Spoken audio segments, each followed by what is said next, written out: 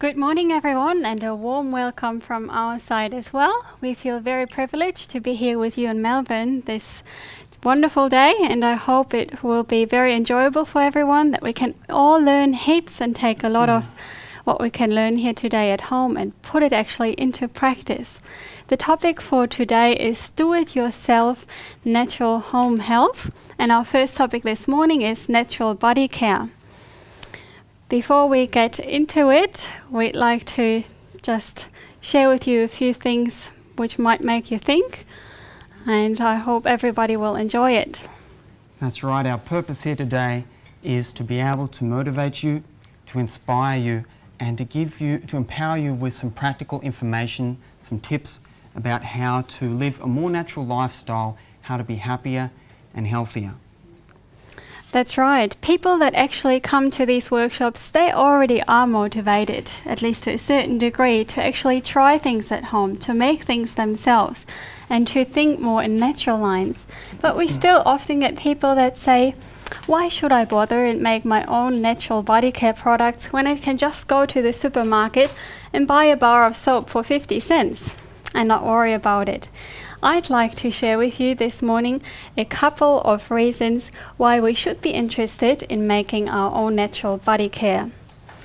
First of all, I personally find that there's a lot of satisfaction in making your own things. And maybe you can agree with me, especially when it comes to just a homemade meal. It's just so much nicer and more enjoyable to cook it yourself and to enjoy it afterwards as a family, instead of just opening tins and cans and press the on and off buttons on the microwave, right?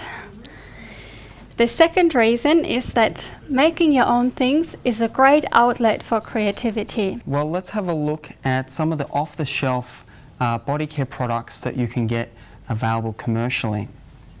We want you to have a think about whether they're harmful or helpful, and we'll let you decide. We've got a quote here by the Environmental Working Group from their Skin Deep database, which was made in 2010. It says almost 90% of ingredients used in cosmetics and personal care products have not been safety tested for human health effects. Now, out of the 10% which may have been tested for health effects, they're tested on animals and they're short-term studies. So the minimal amount of products tested really don't show the effect on humans directly or in the long term, which isn't great news. Another statement by the same group in 2004 says, 1/3 of all personal care products contain one or more ingredients classified as possible human carcinogens.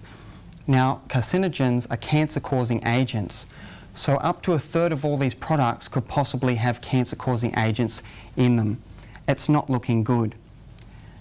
Another point is that if you're looking for natural products out there, and you might sort of coin onto the terms hyperallergenic or natural, that's not necessarily going to protect you either, because there are no federal standards or definitions that govern the use of the terms hyperallergenic or natural or anything associated to that.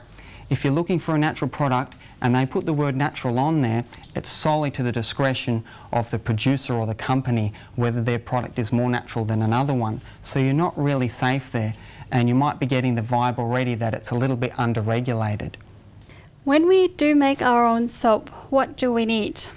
There are some basic equipments that maybe you have at home already or are easily available these days. First of all, when you make your own soap, you will need a stick blender. It really helps to speed up the process and to make nice creamy soap in a short time. Stick blenders are easily available these days in department stores, even in supermarkets, for a very reasonable price. It's really worth getting one when you want to really start making your own soap. Something else that we will need a very good scale. I really like my analog scales at home, but I must say for soap making it's good to have a digital scale, because you need exact measurements, because it is a chemical reaction that is taking place when you make the soap, and you want to make sure you've got the right amounts to get the perfect soap. Something else you would want to get, unless you have it already at home, get a candy or meat thermometer. I don't use it for anything else but soap making, because you need, as we will later on learn, you need to check the temperatures and make sure the temperatures are just right. So a meat or candy thermometer comes in very handy. I must say, when I started making soaps, I didn't have that. I just used a normal body mouth temperature thermometer, and even these floaty thermometers for the bathtub. So you can use what you have, but overall it is better to have these. Let's have a look at some of the ingredients that we will use for soap making. Let's see if that works. Oh, I'm probably too gentle with this little gadget. We talked about fats and oils that we need. Most soaps these days, when you read the ingredients, it says sodium tallowate, which is basically lard or tallow, animal fat. Those oils in the recipe, we're adding 131 grams of caustic soda, that's the dry caustic soda out of your pack, and then 230 grams of water, or milliliters. A gram of water is a milliliter of water. So that's all of our 300 grams of oils in there, and that's slowly warming on a very slow warm. And then we're going to make our lye with the caustic soda. I'm going to put my safety glasses on. Okay, so this is my dry caustic soda, and this is exactly the 230 grams of water. And this is cold water. So all you've got to do is grab a whisk and carefully pour it in. It's simple, easy and safe if you're looking out for what you're doing. Not a worry. And give it a good stir with the whisk, because what's going to happen is it's going to want to crystallise on the bottom and harden, but you want it to dissolve. Just whisk it for a minute or so. If I were to touch this, I can already feel that it's warming up, and it's quite capable of getting to boiling point on its own. So what we want to do, because we don't want it getting too hot, is that we're going to place it straight away into some cold water or to some ice cubes. I've got them here. Oh, thank you, sweetheart. She's a step ahead of me.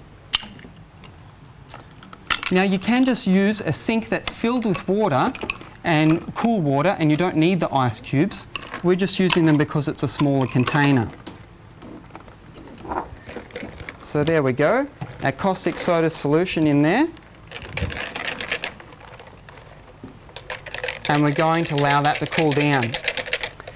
So at this point, I need to explain the cold process method, because that's what we're doing here. Cold process method, making soap from scratch.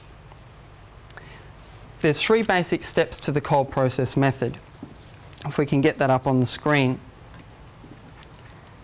Number 1 is to separately bring the oils and the caustic soda, or this lye solution, to a temperature of between 37 and 52 degrees Celsius and within 5 degrees Celsius of one another. So for the chemical reaction to take place, we need to bring the oils to within 37 and 52 degrees and the caustic soda lye solution to within 37 and 52 degrees, but both of them also need to be within 5 degrees of one another. So if they're both at 45 degrees, that's perfect, that's fine. If one's at 40 and one's at 45, that's also fine. But if one's at 39 and the other one's at 45, there's a 6 degree difference. It's within the range, but it's not going to react. Is that understandable? Okay, great. Now, the second part to the cold process method is when they're ready and at the right temperatures, then we mix them together with a stick blender in the pot or whatever you're going to use there. And you want to mix it until it gets to what we call trace, or a custard consistency. And that's when the lye has reacted with the oils and it's already starting to saponify. The third part is to mix in your additives before you pour it into the mould. And additives can be anything like a natural colourant out of your kitchen cupboard or some natural essential oils, which we're also going to show you today. Let's talk just quickly about saponification as well, because this describes what's happening. Every variety of oil, like coconut, palm or olive, needs a certain amount of caustic soda for it to get saponified. So you can't use the same amount of caustic soda to saponify coconut and olive oil. I do have a variety that has ground coffee beans in it, because you've probably had it once in your kitchen when you were working with garlic, onion or maybe fish, and your hands smell of it days later still. When you use the coffee soap and wash your hands real thoroughly, it takes away that scent, that fragrance straight away. It works wonderful. And sometimes people ask me, what about the caffeine in the soap? Is that a problem? I did some research on it, and it says you need to stand in the shower for hours and hours and lather your whole body with that soap for ages to get even minute amount of caffeine into it, because it's just a tiny amount of coffee grounds that you actually use. When you use other additives and soaps, start with 2 tablespoons and gradually build up if you feel like you want more. But if it's too scrubby, then it's not pleasant anymore either.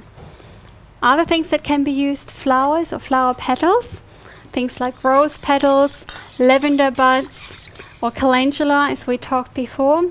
It makes it really nice and pretty. I sometimes just add it on top as well, like for this rose soap, added some rose petals on top just to make it look nice. You see, even though homemade soaps, you might think, oh, what is that going to be like? It doesn't need to be boring. Not at all. You can be so creative and come up with many, many ideas. You can add clays, as we talked about before. Clays are good for skin, plus especially for shaving soap, they provide some slip to make it real smooth. You could add other things like aloe vera gel, cucumber puree, or that are contained in there or in the milk. So you cut it after 1 day, and you have to let it cure for 4 to 6 weeks. That's right, you can't start using your soap just after you've cut it, unless it's like a laundry soap bar and you're not using it personally on your skin.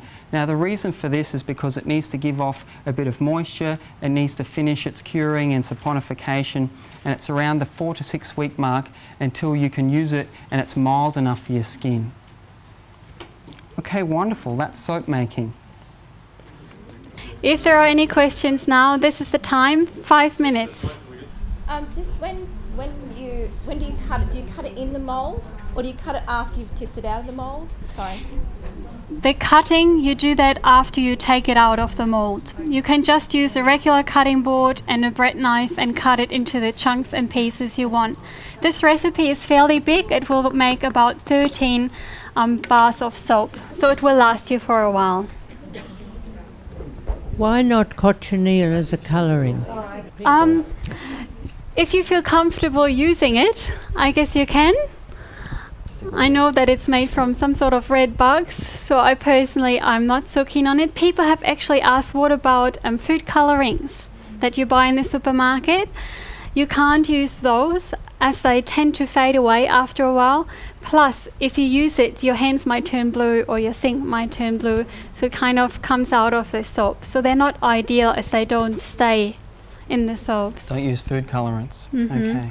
If you're not on the internet, how do you get your, your listing of what you need or what you've got to do with the... Okay, the saponification chart. Yeah. The question is, if you don't have the internet, where do you get a lye calculator or a chart to show how much caustic soda to oil? Any good book should have it, and if you don't want to purchase a book, obviously a public library is a great option. There's probably a book there with it in it. We will now take a little break.